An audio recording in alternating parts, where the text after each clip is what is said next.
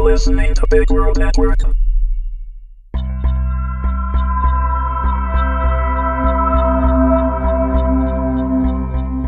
Incubus, Season 4, Episode 11, written and read by Amanda Meuwissen.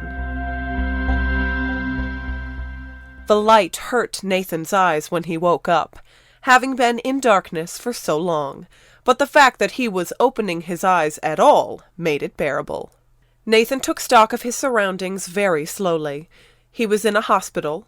It was daylight, sunny even, so Nathan knew he had at least slept through the night. He wasn't in pain, which meant he probably had a morphine drip, and that was fine too. He had a single room, and there weren't any voices. But there was pressure. Soft, warm, heavy weight that Nathan could feel all the way down the left side of his body.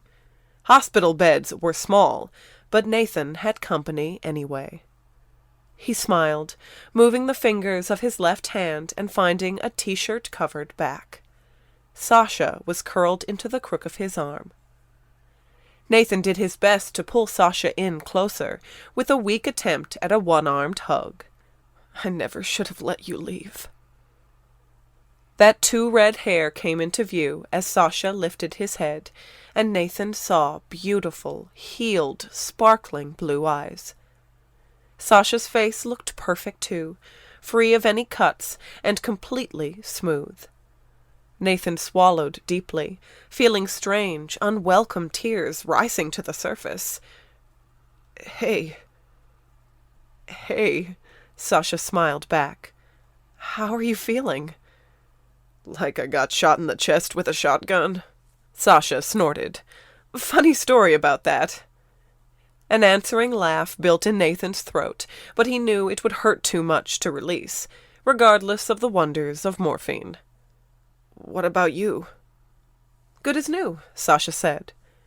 Nathan didn't buy that for a second, and narrowed his eyes to fish out the truth. "My whole body aches," Sasha admitted. "But I'm okay, really. After Jim got you settled here, he came back to the car to help me with the cuts. It took forever, and used up most of my remaining stash of antidote, but really, I'm fine." It wasn't that Nathan didn't believe Sasha. There was just so much left unspoken. "Sasha, I'm so sorry. If I could go back and get you away from that psycho sooner." "Nathan," Sasha interrupted softly, his body still comfortably fitting against Nathan's side. "It was just a big, horrible mess, and there's nothing we can do about it now. It wasn't your fault. How could I think that?" His smile twitched, and his eyes lowered to the sheets pulled up over Nathan's chest. "But there's something I have to tell you. Something I've kept from you. But now, after Gabriel, after almost losing you twice, I need you to know." Nathan stared down at the top of Sasha's head, wanting to see blue, but Sasha kept his eyes on the sheets. "I don't want there to be any secrets between us, even though I don't know what you'll think of me once you know this," Sasha went on, snuggling in closer and tighter to Nathan's body. Nathan didn't interrupt, allowing Sasha to find the courage to say whatever this was as he stroked small circles over the incubus's back. "You can't imagine what it was like. The way my friends, the way everyone looked at me after I said I wanted to be a SEAL. Shiera said she wouldn't allow it. People I'd grown up with and known all my life wouldn't even talk to me.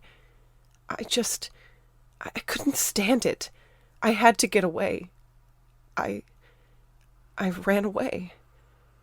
But I was too young, newly matured. I needed to feed. I'd never fed from a human before. We don't need to until we're 16, and even then we're supposed to be trained by our guardians to learn how to control ourselves. I thought I could handle it. She was older, 17 or 18. It was my first time, but not hers. We both wanted it, both needed it. I thought it would be okay, but I couldn't I couldn't stop. I didn't know how to stop. I killed her." The incubus was trembling, so Nathan held on tighter, letting the bare emotion of what Sasha was admitting wash over him. "Nothing could have kept me from being a SEAL after that. Nothing," Sasha said firmly. "When Shai found me afterward, she knew. And she knew she couldn't stop me from becoming a SEAL anymore either.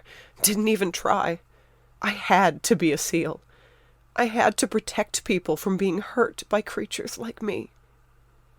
"But you're not like the things you hunt," Nathan said, understanding now that the sadness ever present in Sasha was about more than just loneliness. "You don't think that, do you?" At last Sasha lifted his head again, and his eyes shone with wetness, tears staining his pale face. "I'm sorry I lied to you," Sasha said, timid, as if he was awaiting some awful blow. "You didn't lie. You've never hurt someone because you wanted to, and don't let Gabriel's bullshit make you think otherwise. Someone else of your kind might have enjoyed what happened to you, might have let it take them over and become a killer. You became a SEAL." Nathan widened his smile and lifted his free hand to brush the hair back from Sasha's face. "A kick-ass SEAL with sexy eyes and pop culture trivia up the wazoo. My kind of guy." Laughter strangled in Sasha's throat, the tears in his eyes erupting in new streams down his face. But he was smiling, so Nathan took it for a success.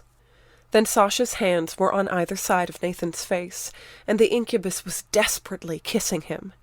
Nathan could barely lift his head, but he reciprocated as best he could, seeking out Sasha's tongue for those familiar, deep kisses he had grown to love so much. A few of Sasha's tears fell onto Nathan's cheeks, and he realized Sasha was crying harder as they kissed. When Sasha finally pulled away with a gasp, he was sobbing, open and raw. Sasha's forehead fell against Nathan's, and his blue eyes fluttered closed. "I love you, Nathan. Please don't leave me." A shock jolted through Nathan's body. Sasha sounded small and desperate, like he had in the warehouse, when his mind wasn't all there. But Nathan knew Sasha meant his words, and that scared Nathan so much he had no idea how to reply. The hospital room door opened, permitting a pretty young nurse with a clipboard. Sasha immediately pulled away from Nathan and started rubbing at his eyes. "Oh, I'm sorry," the nurse said, her feet faltering as her face filled with color. "I have to check his vitals," she explained to Sasha, smiling in a way that said they had spoken before. She turned to Nathan and continued her trek to the bed. "Good to see you're awake, Mr. Smith. Your brother is outside talking to the doctor. I'm sure he'll be in soon." Nathan took quick stock of those details. He didn't have health insurance or any working credit cards, so it made sense for them to use an alias, but he didn't know if he was supposed to be Nathan Smith or something else. Gentle fingers pushed into Nathan's hair, and he felt the weight against his side leave him. Sasha's eyes were impressively dry when Nathan looked up, though some redness still betrayed that the tears had been there. "I'll go tell Jim you're awake. Okay, Nathan?" Sasha said, giving Nathan in one simple sentence the very information he needed. Sasha leaned down to kiss Nathan's forehead, and Nathan flicked his eyes to the nurse, finding her smiling at them as she busied herself with Nathan's chart and the machines. "No more accidents like this are ever allowed to happen," Sasha added. "An accident. As good of an excuse as any." Then Sasha was leaving, walking away, but Nathan couldn't bear for them to part just yet. There were so many other things to say. He managed to snag one of Sasha's hands with his own before the incubus could get too far, but Nathan's breath hitched when Sasha turned around. We're good, right?" Nathan said, unable to muster up anything more than that, not with someone else in the room. Sasha took Nathan's hand and lifted it to his lips, making Nathan feel so silly in front of a nurse he would have hit on a few months ago. But he didn't care. He loved those lips. Owned them, damn it. They were his. "Yeah, Nathan," Sasha breathed against his fingers. "We're good."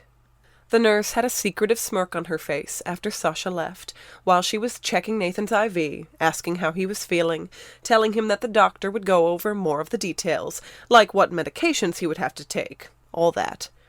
But Nathan's eyes strayed to the corner of the room, where a chair was pushed all the way to the wall, almost as if it had been set there on purpose, just for Walter. Nathan smiled, nodding to his spirit guide in silent gratitude for being there.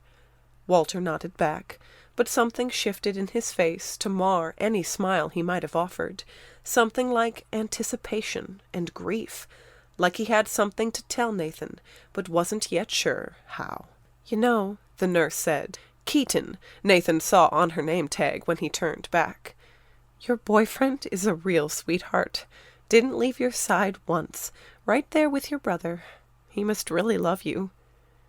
Nathan's first instinct was to correct her on the use of the term boyfriend. The word sounded off for some reason. There needed to be a new word to encompass everything Sasha filled up in Nathan's life, one that didn't make Nathan blush or feel stupid, or that sounded as vaguely inadequate as partner. But since that new word didn't exist yet, Nathan decided not to correct her. "Yeah," he agreed. "I guess he does. Wouldn't put up with me otherwise, right?" Keaton laughed. "You're going to be fine, Mr. Smith," she said as she left, and, if not for the retained look on Walter's face that everything was not fine, Nathan might have believed her.